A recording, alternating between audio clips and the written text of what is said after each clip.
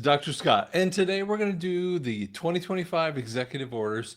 This one is defending women's rights.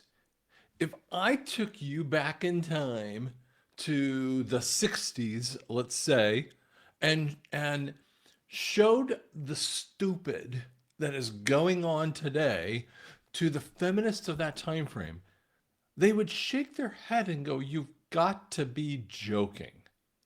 This is not what we were looking for." Over the years, I'm almost 59 here.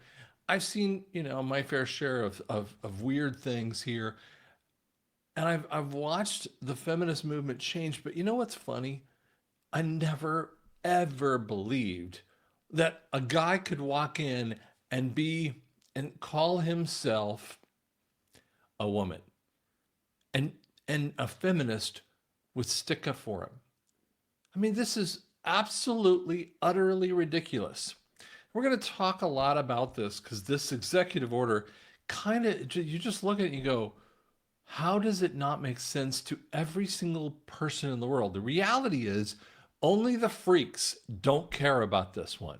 Only people who are so brainwashed or freaks have never figured this out. And I'm talking about, it really takes a special person not to understand this, because real women and real men totally get this.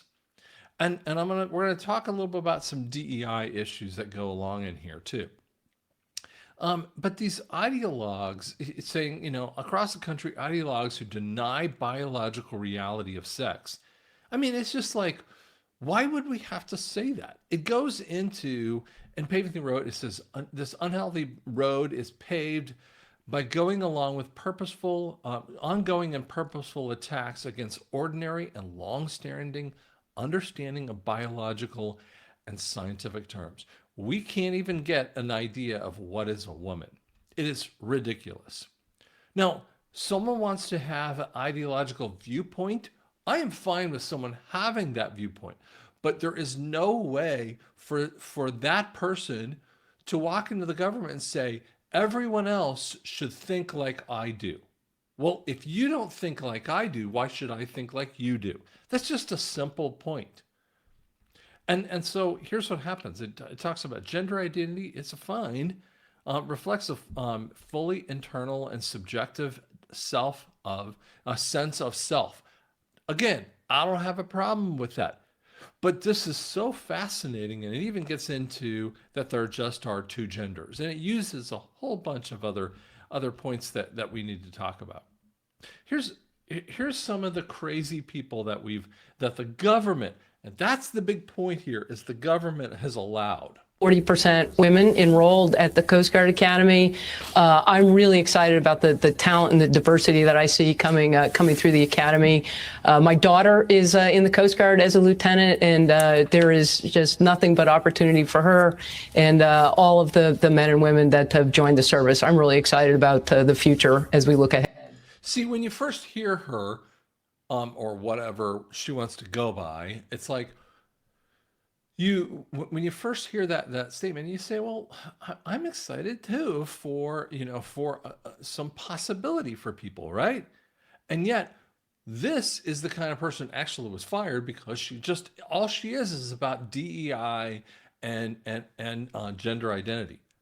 This, to bring this up on the stage, this is powerful. I mean, these are the genders, the rest of it's mental illness. This is how crazy our government has gotten to. And it's and see, you might say, what does this have to do with anything you ever talk about?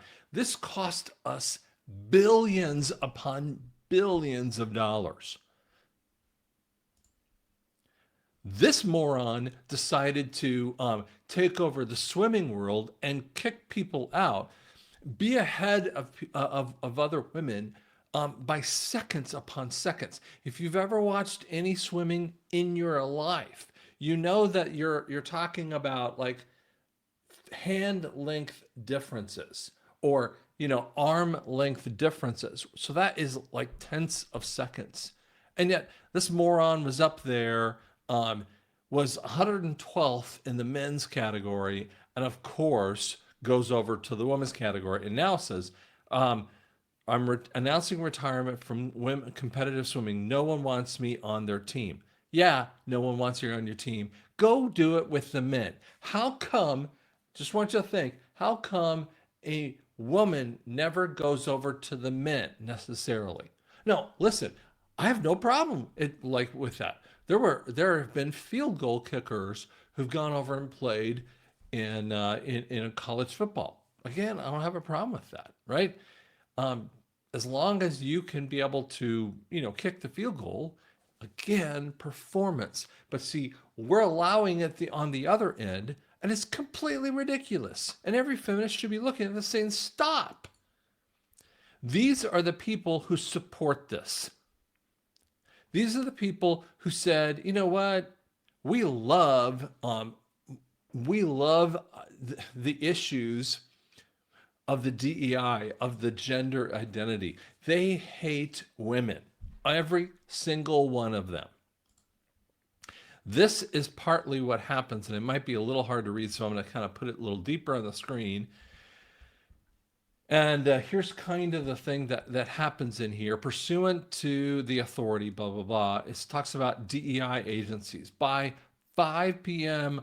Eastern Standard Time on Wednesday, they had to basically, an emergency, agency-wide notice of employees informing them of the closure of their offices. I mean, these whole things were shut down and taking it out there.